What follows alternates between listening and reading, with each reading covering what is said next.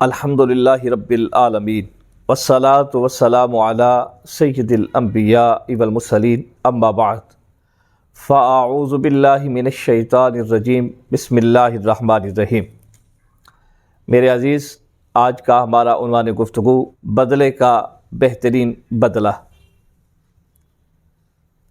اس حوالے سے آپ کے سامنے چند باتیں رکھنے کی کوشش کروں گا۔ دعا ہے کہ پروردگار آپ کو، مجھے اور ہم سب کو اس پر عمل کی توفیق عطا فرمائے۔ حضرت ابو قتادہ اور ابو دحمہ رحمہ اللہ بیان کرتے ہیں کہ ہم لوگ ایک صحرا نشین کے پاس آئے جس نے ہم سے بیان کیا کہ اللہ تبارک و تعالیٰ کے پیارے حبیب علیہ السلام نے اخذ بیدی، رسول اللہ صلی اللہ علیہ وبارک وسلم نے ہاتھ پکڑا، فجعل یعلمنی ما علمہ اللہ تبارک و تعالی، اور حضور نبی کریم علیہ السلام نے مجھے وہ سکھانا شروع کیا جو پروردگار عالم نے حضور نبی کریم علیہ السلام کو سکھایا۔ یعنی میرے مصطفیٰ کریم علیہ السلام، وہ بدوی کہتے ہیں کہ میرا ہاتھ پکڑا اور پکڑ کر مجھے تعلیم دینا شروع فرمائی اور مجھے بتانا شروع فرمایا جو پروردگار عالم نے حضور نبی کریم علیہ السلام کو بتایا۔ اور یہ اس لیے اس بدوی کا بھی ایک اچھا خیال اور اس بدوی نے بھی ایک اچھا اظہار فرمایا۔ ظاہر ہے کہ وہ صحابی رسول صلی اللہ تعالی علیہ وبارک وسلم تھے، تو انہوں نے ہمیں یہ ایک بات بھی واضح فرما دی کہ جو قرآن مجید فرقان حمید کے اندر اللہ تبارک و تعالیٰ نے بھی ارشاد فرمایا، وما ينطق عن الهوى ان هو الا وحی یوحى، کہ جناب نبی کریم علیہ السلام جو بھی فرماتے ہیں وہ اللہ تبارک و تعالیٰ ہی کی طرف سے فرماتے ہیں۔ یعنی آپ نبی کریم علیہ السلام پر جو وحی نازل ہوتی ہے آپ وہی ارشاد فرماتے ہیں۔ ہاں، وحی کی جو اقسام ہیں وہ ساری کی ساری ایک علیحدہ عنوان گفتگو ہے، کبھی اس پر کلام کریں گے، لیکن اتنا یقین کر لینا چاہیے جو میرے نبی کریم علیہ السلام کے صحابہ کرام کا یقین تھا کہ میرے مصطفیٰ کریم علیہ السلام جو بھی ارشاد فرماتے وہ اللہ تبارک و تعالیٰ کی طرف سے ہی آپ کو حکم ہوتا۔ کہ حضور نبی کریم علیہ السلام نے کیا ارشاد فرمایا؟ وقال انک لن تدع شیئا، کہ حضور نبی کریم علیہ السلام نے ارشاد فرمایا کہ تو جو بھی چیز اللہ تبارک و تعالیٰ کی رضا کے لیے چھوڑے گا تو الا اعطاک اللہ خیرا منہ، اللہ تبارک و تعالیٰ اس کا بہترین تمہیں بدلہ عطا فرمائے گا۔ یہ میں نے آسان سا ترجمہ آپ کو سمجھانے کے لیے کیا کہ حضور نبی کریم علیہ السلام نے ارشاد فرمایا کہ اگر کوئی بندہ مومن اللہ تبارک و تعالیٰ کی رضا کے لیے کوئی ایسا کام جو اس پر کرنا حرام تھا یا حرام تو نہیں تھا لیکن اس وقت اس کا ترک کرنا بہتر تھا اخروی اعتبار سے یا دنیاوی اعتبار سے، اگر وہ چیز اس کے لیے کہنا حلال ہے، دیکھنا حلال ہے، کرنا حلال ہے، لیکن وہ ترک کر دیتا ہے کیونکہ کرتا ہے تو فتنہ جنم لے لے گا، کوئی لوگوں کے ذہنوں میں بدگمانی جنم لے لے گی، یعنی کسی بھی اعتبار سے کرنا اس کے لیے حلال تو ہے لیکن اس کرنے کی وجہ سے کوئی فتنہ، فساد، بدگمانی یا کوئی بھی ایسی چیز کہ جو انتشار و افتراق کا باعث بنے جنم لیتی ہے اور وہ ترک کر دیتا ہے، تو اللہ تبارک و تعالیٰ اس کے اس ترک کرنے کا بدلہ اس سے بھی بہتر عطا فرماتا ہے۔ یعنی ایک شخص اگر مال حرام کو ترک کر دیتا ہے اس لیے کہ مجھ پر حرام ہے، اللہ تبارک و تعالیٰ نے منع کیا ہے، اس کے پیارے حبیب علیہ السلام نے منع فرمایا ہے، تو اللہ تبارک و تعالیٰ اس کو اس کا بہترین بدلہ عطا فرمائے گا۔ ایک شخص سمجھتا ہے کہ سودی لین دین میں پڑا ہوا ہے اور یہ ایک یقین کی حد تک اس کو ہے کہ میرا منافع ہے اور میرا کاروبار ہے اور مجھے یہیں سے ہی رقم آتی ہے اور یہ بہترین میرے لیے کاروبار ہے، لیکن وہ اللہ تبارک و تعالیٰ کی رضا کے لیے، جناب نبی کریم علیہ السلام کی خوشنودی کے لیے اس کو چھوڑ دیتا ہے، سود کے کاروبار کو، اور محض تجارت جو شرعی اصولوں کے مطابق ہے کرنا شروع کر دیتا ہے، تو اللہ کے پیارے حبیب علیہ السلام کے اس فرمان مقدس کی روشنی میں جتنا نفع اس حرام کمائی کے ذریعے سے وہ کما رہا تھا، میرا پروردگار عالم اس سے اس کو زیادہ عطا فرمائے گا۔ اب وہ زیادتی کیسی ہوگی؟ عرض کرتا ہوں کہ وہ زیادتی کا انداز کیا ہوگا، وہ میں آگے وضاحت سے انشاءاللہ بیان کروں گا۔ بہرحال اس حدیث مبارکہ کہ آپ الفاظ پر ذرا غور کیجئے کہ جناب نبی کریم علیہ الصلوۃ والسلام نے ارشاد فرمایا جو ترک کرتا ہے، اس کا مطلب یہ ہوا کہ وہ ترک کرنے پر قادر ہے۔ ایک شخص زنا پر قادر ہے، قدرت رکھتا ہے، اسباب بھی اس کے پاس ہیں کہ زنا کرے، اس کے باوجود وہ زنا کو ترک کر دیتا ہے۔ ایک شخص غصے کا عادی ہے، غصہ کرتا ہے، اور کسی وقت وہ غصہ کرنے پر قادر بھی ہے۔ غصہ جہاں پہ اپلائی کرنا ہے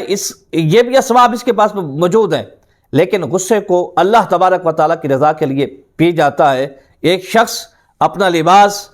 فخر و مباحت کا، تکبر کا پہن سکتا ہے، اور پہننے کے اسباب بھی ہیں، لیکن وہ اللہ تبارک و تعالیٰ کی رضا کے لیے ان کو ترک کر دیتا ہے۔ تو اس حدیث مبارکہ کی روشنی میں اللہ جل مجدہ اس کو اس ترک کے بدلے میں بہتر بدلہ عطا فرمائے گا۔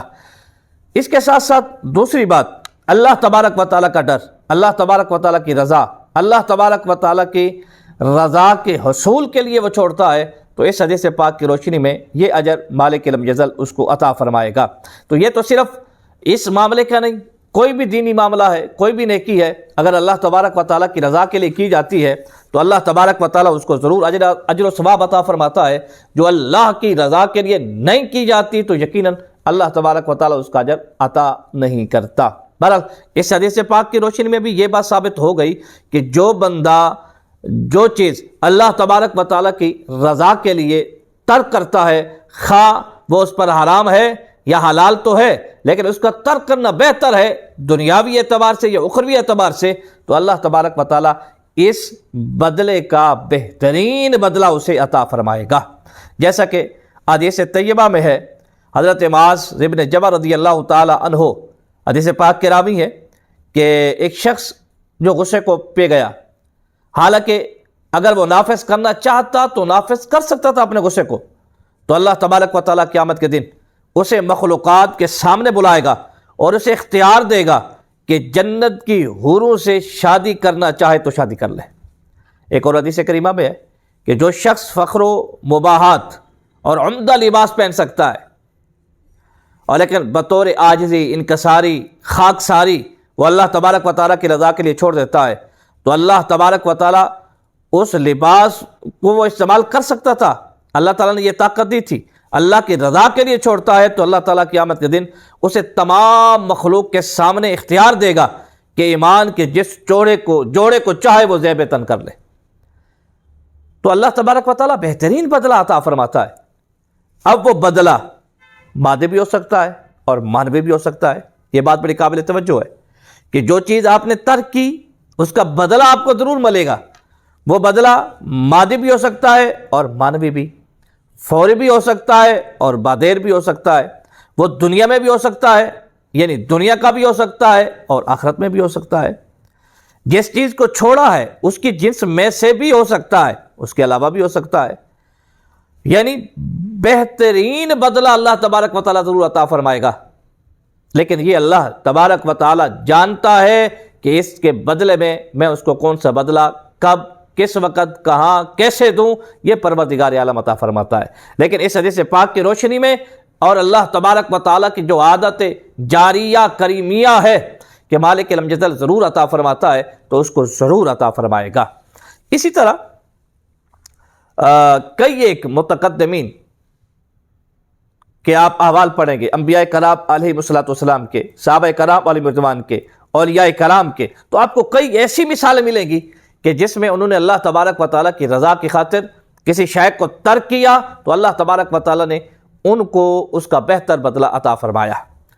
میں نے کہا کہ وہ شے ان پر حلال ہے لیکن اللہ کی رضا کے لیے چھوڑتے ہیں، جیسے جناب سلیمان علی نبینا و علیہ الصلوۃ والسلام،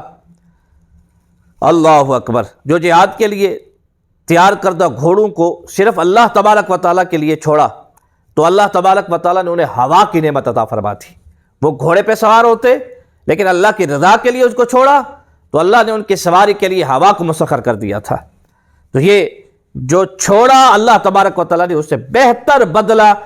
جناب سلیمان علیہ السلام کو عطا کیا، جناب یوسف علی نبینا و علیہ السلام، جناب زلیخا نے جب آپ کو کمرے میں بند کیا اور آپ نے اللہ تبارک و تعالیٰ کے خوف سے، اللہ تبارک و تعالیٰ کے ڈر سے، اور انبیاء کرام تو ویسے بھی معصوم عن الخطا ہیں،